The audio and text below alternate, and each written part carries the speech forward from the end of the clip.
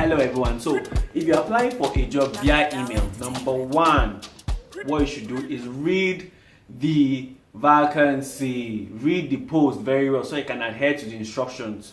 Number two, your subject of your email should be the position you're applying for and the location. Most of the time they'll tell you to write the position and the location. Number three, the body of your email matters a lot. So first things first, you're supposed to say, "Dear recruiter," if you don't know the name of the person, or "Dear HR team," then the first paragraph would be, "Hello," or "My name is," introduce yourself. When I tell you to introduce yourself, don't go and mention where you're from, like the village you're from or local government. No. Introduce yourself. You're a graduate of this. You have certain experiences. Sell yourself. Sell yourself. Then number two paragraph should be what value, what contribution you're bringing to the company at large.